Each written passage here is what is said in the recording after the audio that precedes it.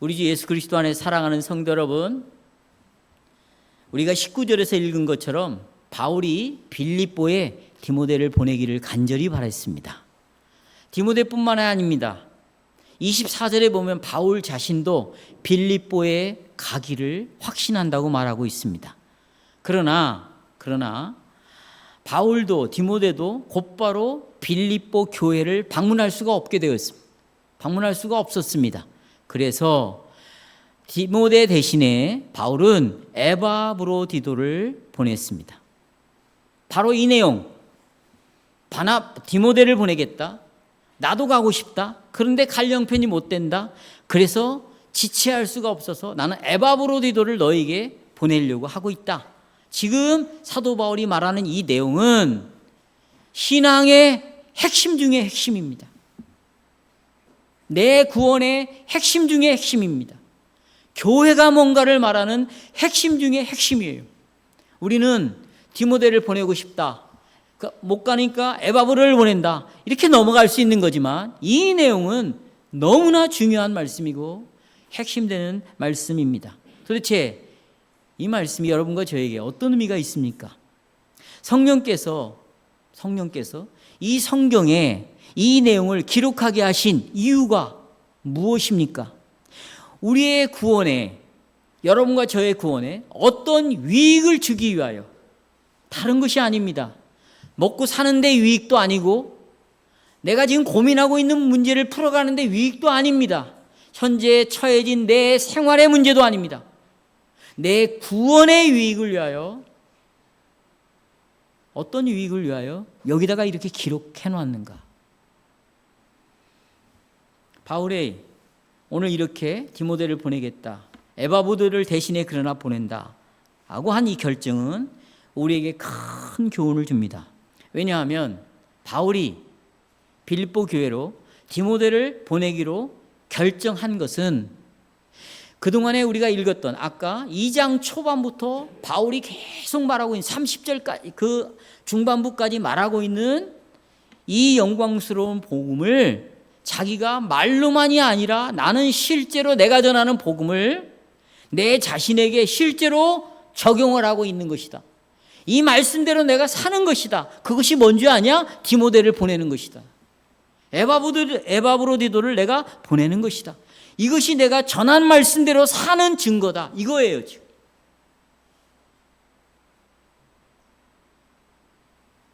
저는 오늘 설교를 다음과 같이 요약합니다. 바울은 복음의 확산을 위하여, 이 복음을 위하여 실제적으로 적용하고 있다. 복음을 위하여 그렇게 살고 있다.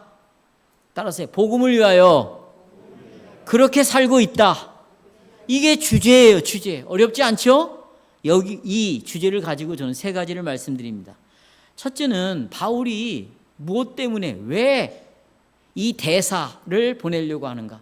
여러분, 대사는 누구를 대신해서 가는 거죠? 예를 들자면 중국 대사, 그러면 우리나라 대통령을 대신해서 중국에서 역할을 하는 겁니다. 일본 대사는 우리나라 대통령을 대신해서 일본에서 이 국가를 대표로 살아가는 것입니다. 지금 바울을 대신해서, 바울을 대표해서 디모데를 보내고 에바브로디도를 보내는 이유가 도대체 뭔가? 두 번째는 바울이 보내려고 하는 대사는 어떤 사람들인가? 셋째는 보내고 싶은데 지체가 됐어요. 자꾸 늦어져요. 그러면 이 문제를 바울은 어떻게 극복해 가는가? 세 가지입니다. 첫째로 바울이 대사를 보낸 이유는 무엇입니까? 이 질문에 답하기 위해서 우리는 지금까지 바울이 기록한 에베소 앞의 내용을 정리할 필요가 있습니다.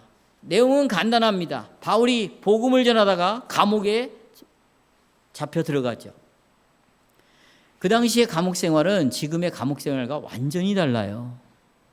지금은 옷도 주고 음식도 주지만 이 로마 시대 감옥은 의복도 주지 않고 음식도 주지 않습니다. 그러니까 식구들이 갖다 줘야 돼요. 그래서 빌립보 교회는 수년 동안 바울의 복음 사역을 후원해 왔기 때문에 특별히 한 사람을 대표로 뽑았는데 그 사람이 누구냐? 빌립보 교회의 대표자로 에바브로디도입니다.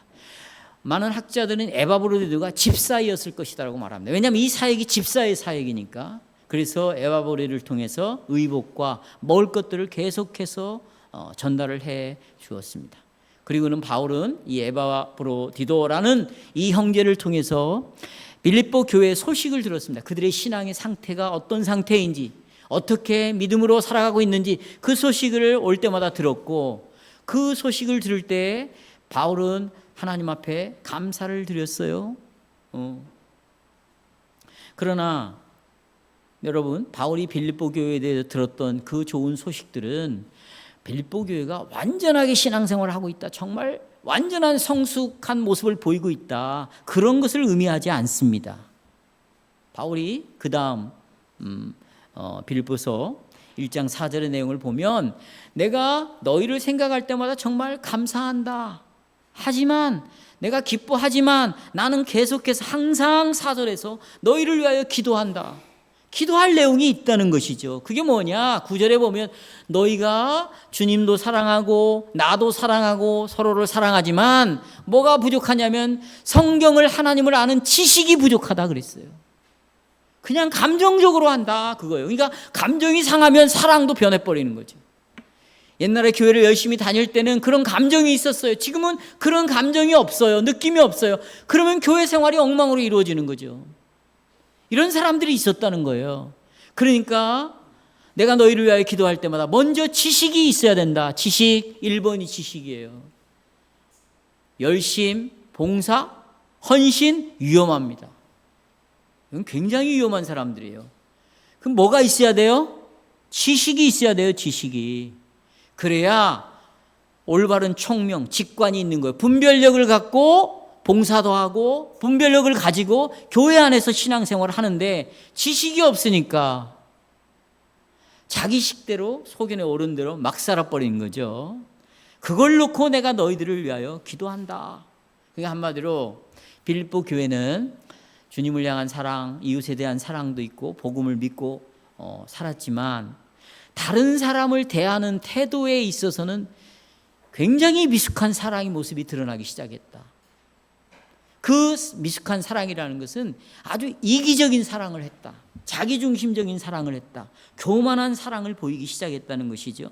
그래서 바울은 2장 3절에서 아무 일에든지 다툼이나 허영으로 하지 말고, 여기 다툼이라는 말은 이기적으로 신앙생활 하지 말라. 허영이라는 말은 교만한 마음으로 신앙생활 하지 말라.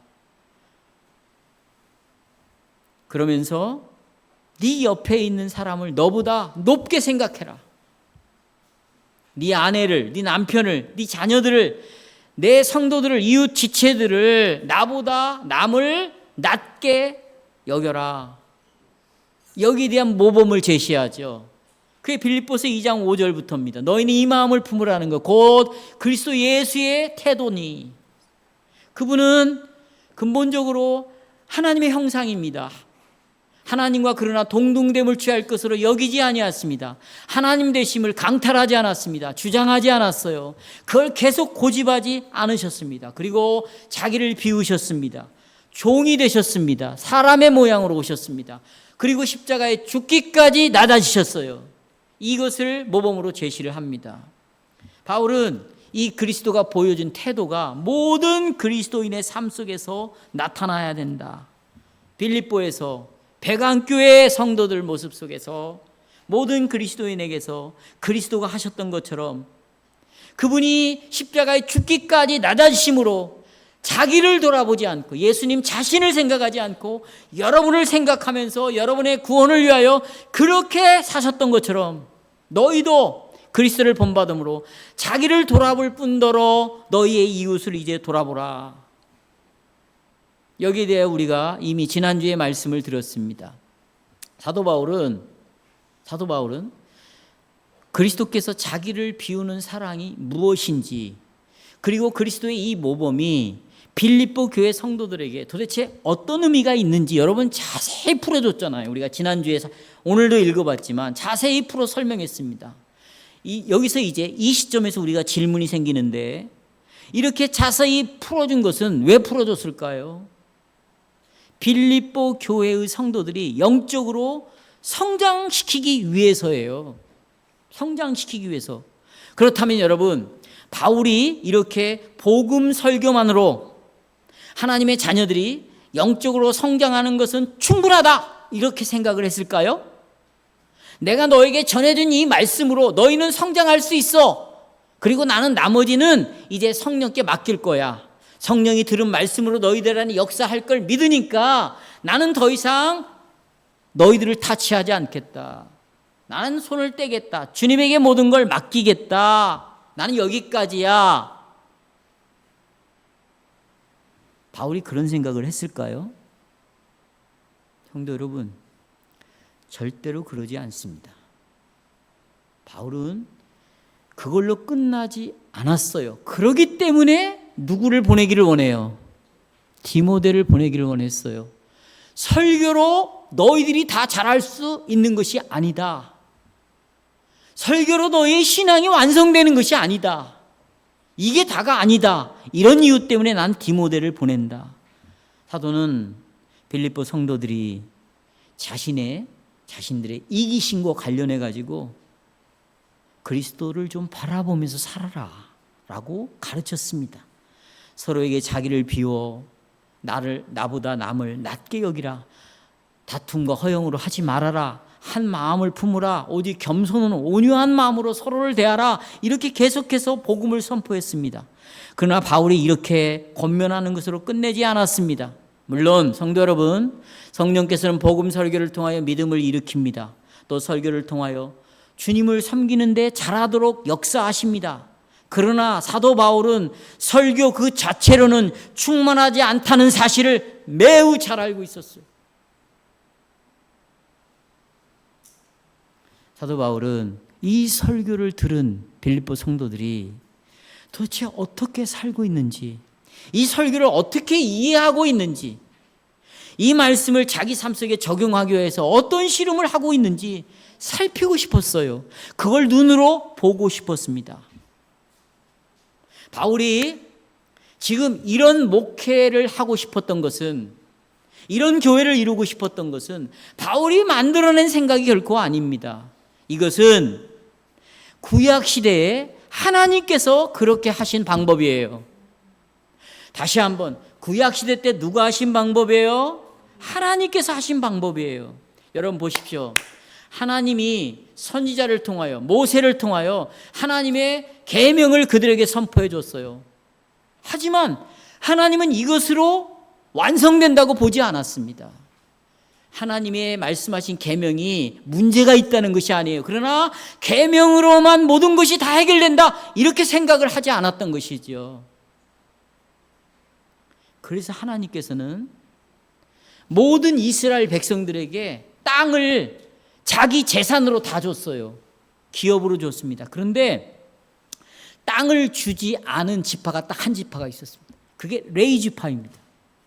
이 레위 지파는 땅을 기업으로 받지 않고 모든 이스라엘의 지파들 속에 같이 공동체를 이루어 살 수 있도록 흩어지게 해버렸어요. 그래서 레위 지파들은 계속해서 같이 어울려 살면서 하나님이 주신 말씀을 반복해서 그들에게 계속 복음으로 전달을 하고, 그들과 어울려 살면서 수많은 문제들 가운데 실패하고 말씀대로 살지 못하고 넘어지고 자빠지는 이스라엘 백성들을 위하여 어떻게 이 말씀을 내 삶 속에 믿음으로 살아내는지를 레위 지파들이 눈으로 본을 보이고 살았습니다. 그래서 이들에게만 땅을 기업으로 주지 않은 것입니다. 백성들은 멀리서 들려오는 설교만으로 이들의 신앙이 버틸 수가 없었습니다. 버틸 수가 없었어요. 반드시 자기 동료의 백성의 입으로 나오는 복음을 들어야 했고, 한 공동체 안에서 같이 살아가는 이 레위 사람들의 생활로부터 복음은 이렇게 살아가는 거구나 하는 것을 보아야 했습니다. 그런데 여러분, 바울은 지금 감옥에 있습니다. 빌립보 성도들에게 자기가 그리스도의 본을 따라 자기를 비우는 삶을 보여줄 수가 없어요. 그래서 바울은 속히 가고자 했습니다. 그래서 그들에게 설교를 적용하는 법도 가르치고 어떻게 순종하는 삶을 살아내는가 보여주고 싶었어요. 그러나 그렇게 할 수가 없었습니다. 이런 이유 때문에 바울은 내가 할 수 있다면 디모데를 너에게 보내기를 바란다 라고 19절에서 2장 19절에서 말하고 있는 것입니다. 자, 성도 여러분, 저는 지금 우리 직분자들의 가정 방문, 신방과 연관된 이 장로들이 신방을 하고 있는데 이 신방과 연관된 것을 여러분에게 말씀을 드리고 싶습니다. 여러분, 이 직분에 대해서 말하고 있는 것은 에베소서 4장입니다. 에베소서 4장, 거기에 직분자들에서 나오는데 4장을 보면 바울 사도가 빌립보서 2장 3절에서와 똑같이 신앙의 일치가 있어야 할 것을 에베소서 4장도 말하고 빌립보서 2장 3절에서도 말하고 있습니다. 동일한 얘기를 하고 있어요. 자, 에베소 4장 11절을 보겠습니다. 먼저 바울은 하나님께서, 주님께서 당신의 교회에게 이런 은사를 줬다는 거예요. 그가 혹은 사도로, 혹은 선지자로, 혹은 복음을 전하는 자로, 혹은 목사로, 여기 목사는 양을 치는 자인데 이것을 장로로도 사용할 수 있는 단어입니다. 장로로, 목사로 같은 거예요. 또 교사로 주셨다. 왜 주셨는가? 12절에 나와 있습니다. 왜 주셨어요? 이는 성도들을 온전하게 해요. 준비를 시킨다는 거예요. 신앙생활을 할 수 있도록 잘 준비를 시켜준다는 거예요. 그래서 봉사의 일을 하게 한다. 서로가 서로를 봉사하게 만든다. A라는 성도가 B라는 성도를, B라는 성도가 A라는 성도를 서로가 섬기며 봉사하게 해서 그리스도의 몸을 세우려 한다. 몸을 세우려 한다. 여기서 무엇을 말하는 겁니까? 직분자들은 성도들이 서로 섬길 수 있도록, 상호 봉사할 수 있도록 직분자들은 역할을 해줘야 된다.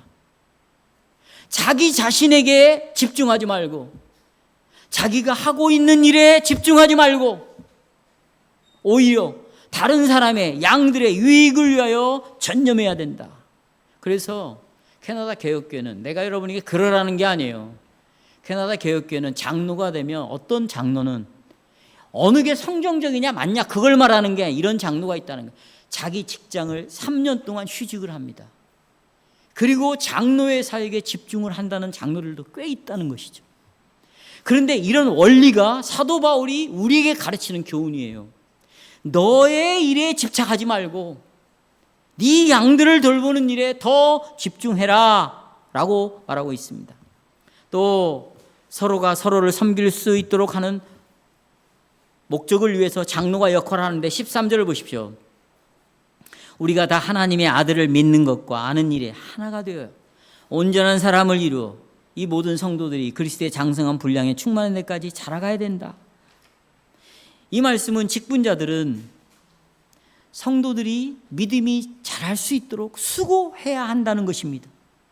물론 빌립보 성도들은 하나님으로부터 받은 그 구원의 은혜에 대해서 감사하고 주님을 사랑했습니다.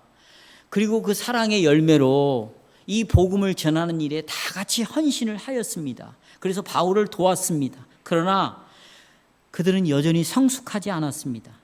사랑이 자랄 필요가 있었습니다. 바울이 성도들에게 그리스도의 본을 제시하여 다 같이 이 본을 따르라고 교훈을 했습니다. 그러나 바울이 빌립보 성도들에게 준 이 교훈으로는 이 성도들이 자라는 데 한계가 있었어요. 그래서 그는 디모데가 빌립보 교회를 방문해서 삶으로 어떻게 그리스도가 자기를 비워 종의 형체를 가지고 우리의 유익을 위하여 십자가에 죽기까지 했는가, 그것을 디모데의 삶을 통해서 보여주도록 디모데를 빌립보에 보내기로 간절히 원했던 것입니다. 동일한 원리가 오늘날도 마찬가지로 연결이 되어 있습니다. 여러분, 오늘날도 똑같아요. 오늘 이 시간에 하나님은 주의 종을 통하여 매주일마다 이 시간에도 매주마다 복음을 선포해서 여러분의 마음을 역사하여 믿음이 일어나게 하고 확신을 갖게 합니다. 그러나 주께서는 단순히 설교만이 필요한 것이 아니다. 그 이상의 뭔가가 우리에게 필요하다고 하나님은 알고 계시는 것입니다. 왜냐하면 하나님이 교회에 직분을 주셨기 때문이에요. 왜 직분을 줬을까요? 설교만 하고 끝내시지? 설교가 중요하지만 설교로만 다 되는 것이 아니다. 그래서 직분자를 주셨어요. 이 직분자들은 성도를 섬기면서 이들을 준비를 시키는 거예요. 신앙이 자랄 수 있는 기초를 놓아주는 거예요. 그런 토양을 만들어주는 거예요. 믿음을 강화시켜주는 거예요. 그리고 직분자들은 자기 직업이 있습니다. 하지만 자기 일만이 아니라 나에게 맡겨주신 양들을 위하여 잘 살피도록, 그래서 성도들을 격려하기 위해서 직분자를 세워주셨습니다.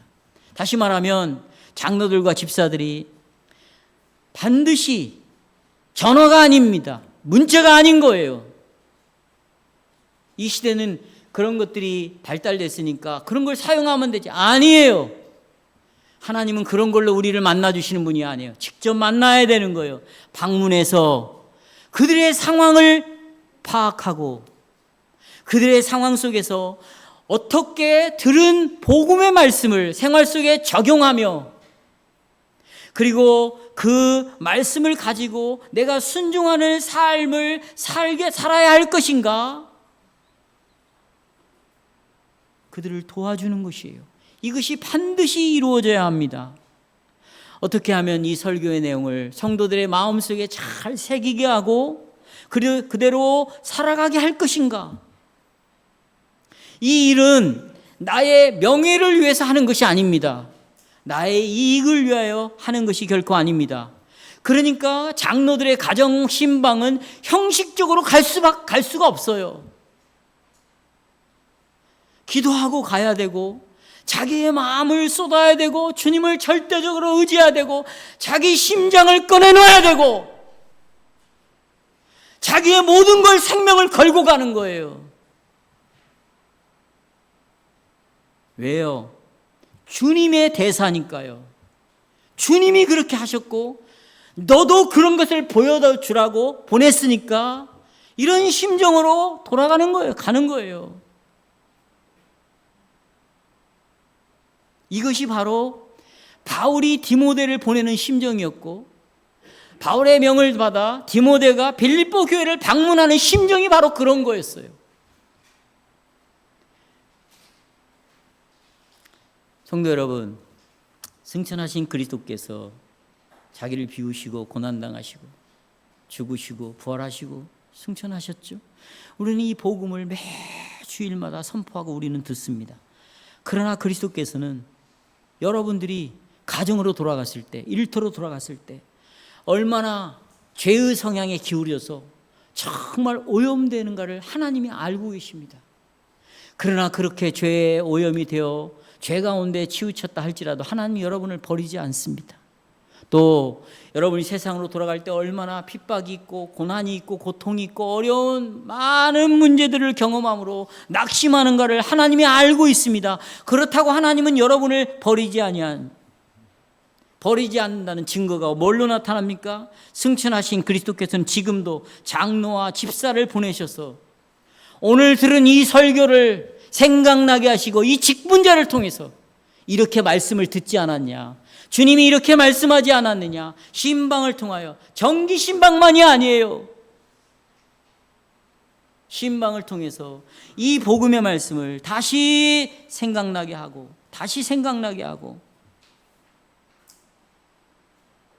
이 말씀으로 돌아오게 하는 일을 장로와 집사가 하는 것입니다. 그래서 교회 회원인 여러분들은, 내가 이 교회 회원이 됐다, 등록이 되었다 하는 여러분들은 장로와 집사들의 가정 방문을 어떻게 환영해야 되겠어요? 열정적을 가지고 환영을 해야 되고, 또 장로와 집사가 왔을 때는 정말 터놓고 장로들과 집사들과 대화를 나눠야 되는 것입니다. 이 일을 위하여 장로들은 언제 방문하겠다고 여러분에게 알리죠. 그렇죠? 그리스도께서는 예수님 자기 자신을 대신해서 직분자들을 보내시기 때문에 여러분과 저는 직분자를 환영해야 돼요. 환영해야 돼요. 어떻게? 열정을 가지고. 우리는 여러 가지 자기 형편을 내세워서 신방의 날짜를 이렇게 바꾸고 저렇게 바꾸고, 그래서 장로들로 하여금 집사들로 하여금 신방을 꺼리게 해서는 결코 안 됩니다. 우리가 별로 탐탁지 않게 이 직분자를 만나고 싶지 않다는 인상을 주어서도 안 됩니다. 직분자들이 신방을 할 때 가족의 일부가 바빠서 자리를 비우게 해서도 안 됩니다. 왜냐하면 직분자들은 그리스도를 대신해서 온 대사로서 가정을 방문하는 것이기 때문에 우리는 이 직분자들에게 우리의 식구들을 다 모아놓고 우리의 모든 일들을 다 내어놔야 돼요. 그래야 우리는 이 영적인 싸움에서 이겨나갈 수가 있습니다. 성도 여러분 보십시오. 지금 우리가 영적 전쟁 중이라는 걸 아십니까? 그러나 얼마나 많은 성도들이 전쟁이 없다고 생각을 하고 신앙생활을 하는지 몰라요. 하와가 뱀의 형태를 가지고 사단이 찾아왔습니다. 하와에게. 너 이걸 먹으면 네 눈이 밝아진다. 네 눈이 열려질 것이다. 그래서 선악을 분별하는 신과 같은 하나님과 똑같은 존재로 살아갈 것이다 라고 말했을 때 하와는 이게 사단의 역사라는 걸 몰랐습니다. 알지를 못했어요.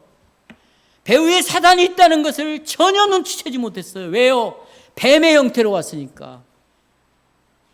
그래서 마귀는 거짓말장이요 속이는 자라고 말하는 거예요. 처음부터 끝까지 광명의 천사라 오니 지금 나에게 일어나는 일이 사단의 역사라고 누가 알아채겠어요?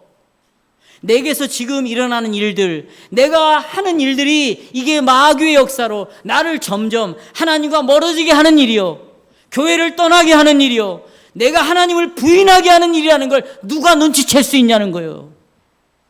당신이 지금 그렇게 결정하고 신앙생활을 그런 방식으로 하는 것을 배후에 마귀가 역사해서 이렇게 하는 것이라고 누가 눈치를 채겠냐고. 눈치 못 채요. 다 사단에게 넘어가는 거예요. 나를 먹이고 나를 삼킬 자처럼, 삼키는 짐승처럼 뜯어먹을 자처럼 오는데 광명의 천사로 오니 이게 사단이구나. 나는 이대로 살 수가 없다. 나는 하나님의 뜻대로 살아야 되겠다. 나는 이 말씀대로 가야 되겠다. 손해가 오든, 내가 여기에 고통이 오든, 내가 여기에 자존심이 뭉개져도 나는 하나님의 말씀대로 가야 되겠다. 이 믿음이 있어야 되는데 사단의 역사라고 생각을 안 하고 있는 거예요. 이렇게 전쟁을 치르고 있는데 그 전쟁을 어떻게 함께 싸워 이기게 할 것인가를 위하여 직분자들이 방문을 하고 있는데 자기를 털어놓지 않아요. 물어보면 건성건성 대답하고 솔직하게 대답하지 않고 기계적으로 대답하고, 이런 것은 그 장로와 집사들에게 큰 상처를 주는 것이고, 이 상처를 받는 집사들, 장로들은 곧 자기를 보낸 그리스도가에게 여러분이 상처를 주는 것이에요. 여러분은 그리스도를 계속해서 상처를 입히고 있는 것이에요. 생각해 보세요. 대통령이 대사를 보냈는데 상대방이 대통령이 보는 대사에게 건성건성 대한다. 이건 대통령에게 상처를 주는 겁니다.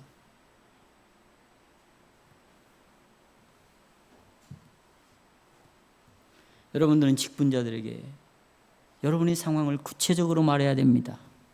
그래서 직분자들은 여러분의 삶 속에서 예수 그리스도의 복음을 어떻게 적응해야 될 것인가를 잘 안내해 주도록 책임을 갖고 가는 거예요.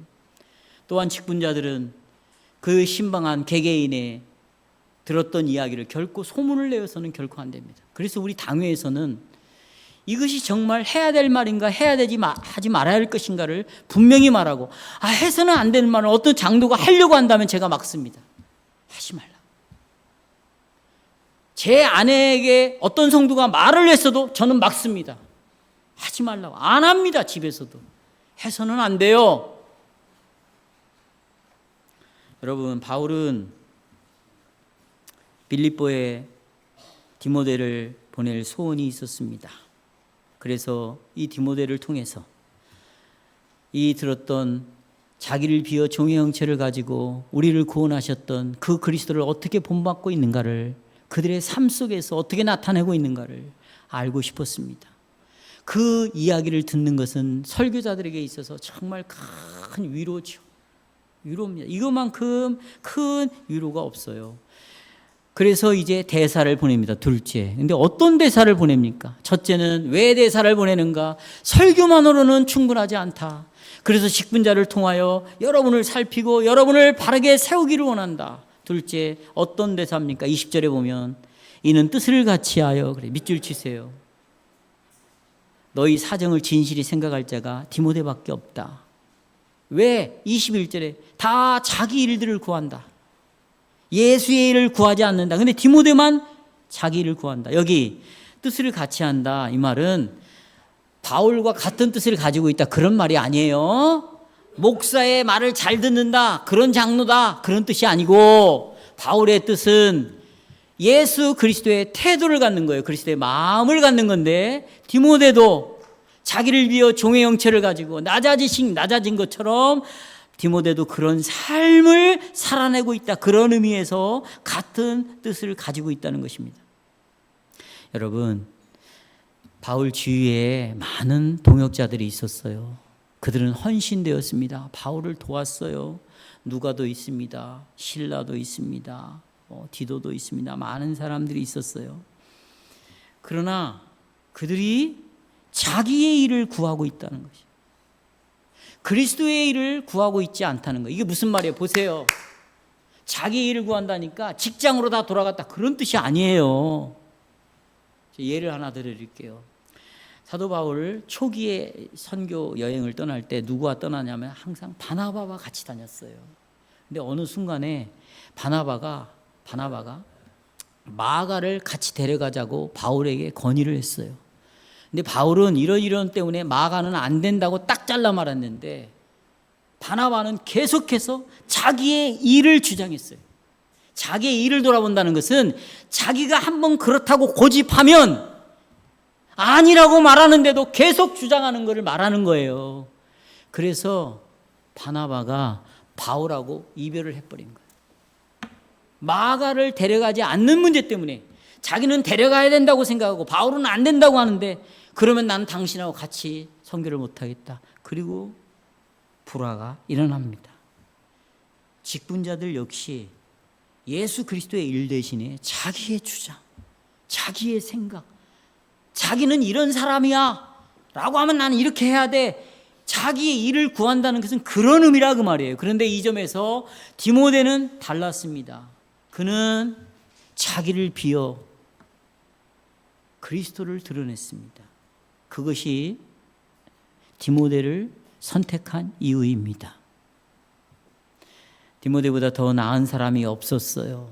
이것이 바울의 판단이었습니다. 오늘날 직분자들에게도 동일합니다. 그리스도께서는 여러분과 저를 돌보라고 각 가정에 집사와 장로를 보냅니다. 또 이 직분자들은 그 가정의 특별한 그런 형편 속에서 복음을 어떻게 적용할 것인가 대화를 하지요. 그러나 여러분, 그 집을 방문하는 것이 끝이 아니에요. 그들에게 몇 가지 질문을 가지고 그들을 살피는 게 집사의 직분의 다가 아니에요. 여기서 끝난다면 교회는 망하게 되어 있어요. 교회는 망합니다, 여러분. 제가 망한다는 말을 썼어요. 이 교회는 희망이 없는 거예요, 여러분. 변화가 안 되는 거예요. 다시 반복되는 삶을 살아가는 거예요. 다시 제자리죠. 여기가 끝이 아니에요. 여러분, 믿음은 종교 생활이 아닌 거예요. 내가 교회 기도하고 성경 공부 배우고 예배 드리고 봉사하고 밥하고 이런 건 종교 생활이지 믿음이 아닌 거예요. 이런 건 절에 다니는 사람도 다 해요. 이거 종교 생활이에요. 종교. 이건 믿음이라고 하는 게 아니에요. 집사와 장로, 목사도 나는 설교하는 것으로 내 책임을 다하고 있다.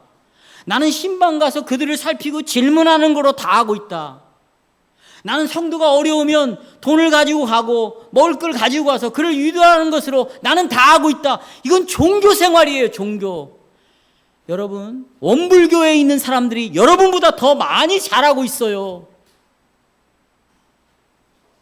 이것은 기독교의 직분론이 아니에요.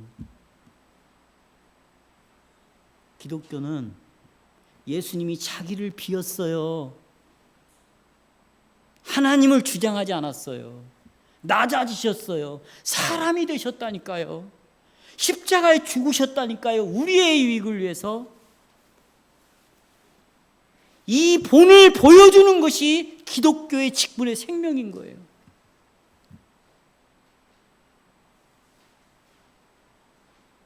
복음을 설교하는 사람이나 장로나 집사는 개개인이 모든 성도의 모범이 되어야 돼요. 모범이. 주님의 모범을 마음을 따라가는 거예요. 베드로전서 5장 2절 3절을 보십시오. 핸드아웃 보십시오. 너희 중에 있는 하나님의 양무리를 치되 억지로 신방을 좀 가십시오.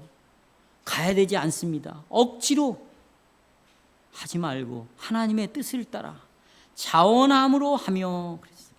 더러운 이득을 위하여 네 명예를 위해서 하지 말아라. 기꺼이 하며 3절 맡은 자들에게 주장하는 자세로 하지 말고 양무리에 뭐가 되라? 본보이라. 바울은 디모데에게 쓴 편지에서 디모데전서 4장 12절에서 누구든지 네 연소함, 나이가 좀 어렸던 모양이죠. 그걸 업신여기지 못하게 하고 오직 말과 행실과 사랑과 믿음과 정절에 대하여 믿는 자에게 뭐가 되라? 본이 되라 그랬어요. 디모데에게 이렇게 썼어요. 디모데 디도서 2장 6절 7절 너는 이와 같이 젊은 남자들을 신중하도록 권면하되 청년들 범사에 네 자신이 선한 일에 본을 보이며 사도행전 20장 28절에서 에베소 교회 장로들에게 이렇게 말합니다. 여러분은 자신과 양떼를 잘 살피고 삼가라. 조심하십시오. 자기 자신을 살피고 조심하십시오. 왜냐하면 직분자들이 그리스도의 마음을 품는 걸 보여주지 못한다거나 말과 행위로서 사람들을 섬기기 위하여 자신을 비우지 않는다면 성도들이 제대로 자라갈 수가 없는 것이죠. 우리 역시 여러분도 마찬가지예요. 저도 마찬가지예요. 자기를 비우는 방식으로 말로만 하지 말고 본을 보이라 그 말이에요. 본을. 내 지체에게, 내 아내에게, 내 자식들에게 이렇게 하라 저렇게 하라 하지 말고 본을 보이라 그 말이죠. 본을. 어떻게? 이기심으로 하지 말고 자기를 비우는 본을 보이라. 이렇게 보내기 이런 일을 위하여 바나바를 보내고 싶었는데 19절 보니까 세 번째로 연기가 됐어요. 지체가 됐어요. 그러나 내가 주 안에서 너에게 디모데를 속히 보내기를 원한다. 또 바울은 23절에서 그러므로 나는 내 형편이 허락되는 대로 지금 감옥에 갇혀 있으니까 내가 풀려나면 내가 가고 싶다. 그런데 디모데를 보내고 싶은데 이 지체하는 이유를 23절에서 말하고 있어요. 내 형편이 허락하는 대로 그랬어요. 이게 뭐냐면 바울이 임박한 판결을 받아야 돼. 지금 재판을. 그러니까 그 옆에 누가 돕냐면 디모데가 도우고 있었어요.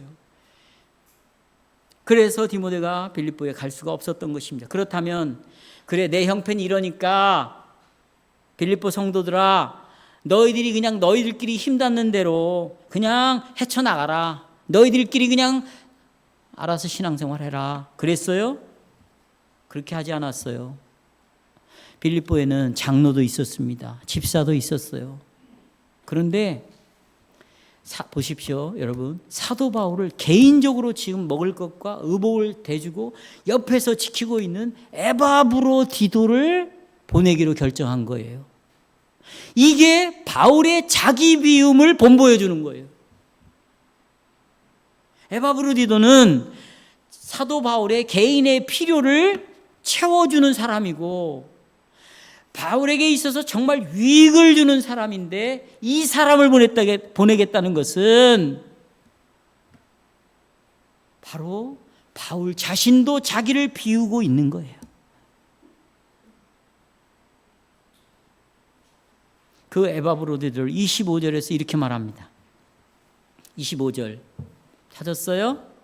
네. 에바브로디들 5가지로 설명합니다. 나의 형제, 나와 함께 수고하는 자, 셋째, 나와 함께 군사되는 자, 넷째, 너희 사자, 너희가 보낸 대사라 그 말이죠.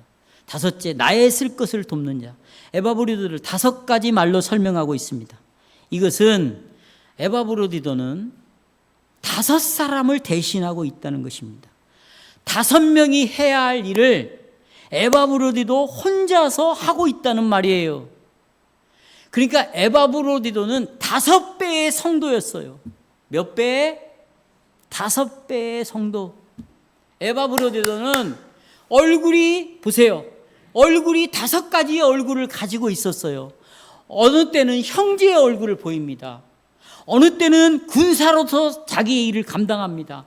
어느 때는 대사로서의 역할을 합니다. 어느 때는 사도 바울의 쓸 것을 공급해 줍니다.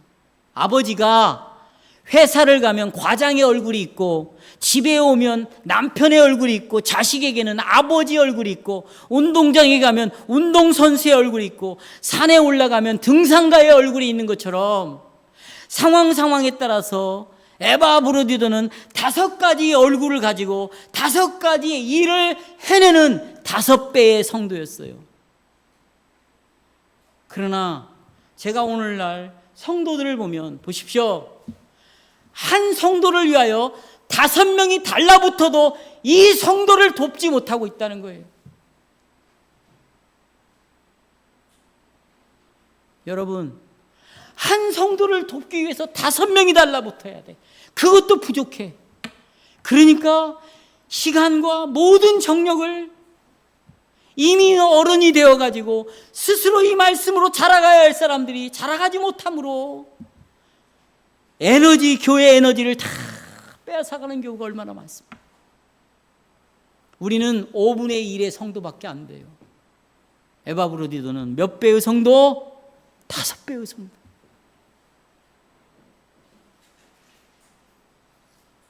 이 사람이 빌립보 교회의 영적인 상태의 공백을 본을 보여주며 채울 수 있는 사람이라고 생각을 했어요.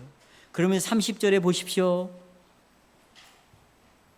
저가 그리스도의 일을 위하여 죽기까지 했다고 그랬어요. 목숨을 그러나 돌보지 않았다고 그랬어요. 그러면서 나를 섬기는 너희의 일에 부족함을 채우는 사람이었다. 에바브로디는 죽기까지 그리스도의 일을 한 사람이에요. 힘들거나 짜증이 난다거나 누가 나에게 뭐라고 하거나 누가 기분 나빠하는 말을 들으면 그만두는 그런 사람이 아니었어요. 에바브로디는 몸을 아끼지 않고 봉사를 함으로 결국 죽을 병에 걸렸습니다. 자기네 일신상의 유익이 아니라 자기가 죽더라도 그리스도를 위하여 내게 사는 것은 그리스도다. 나는 그리스도로 산다.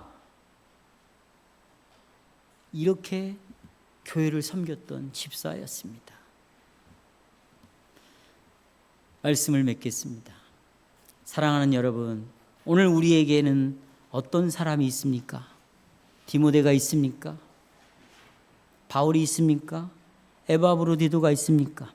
이 세 사람은 자신에게 관심을 두지 않는 그리스도인의 일꾼이었습니다. 이 세 사람에게 있어서 중요한 것은 자기의 몸도 아니고 자기가 사랑하는 생활도 아니고 건강도 아니었습니다. 이 사람들에게 중요한 것은 그리스도였습니다. 하나님의 나라였습니다. 교회였습니다. 그리고 이들의 태도는 마음은 그리스도가 가졌던 그 마음이 이들의 마음이었습니다. 그래서 아무 일에든지 다툼이나 허용으로 하지 않고 겸손한 마음으로 자기보다 남을 낮게 여기는 마음을 가지고 가정을 신방해서 그들을 살폈고 돌보았고 그 교회를 세웠습니다. 주님의 모범을 따른 거죠. 그렇게 낮추신 그리스도를 주님은 높이셨고 모든 이름 위에 뛰어난 이름을 주셨습니다.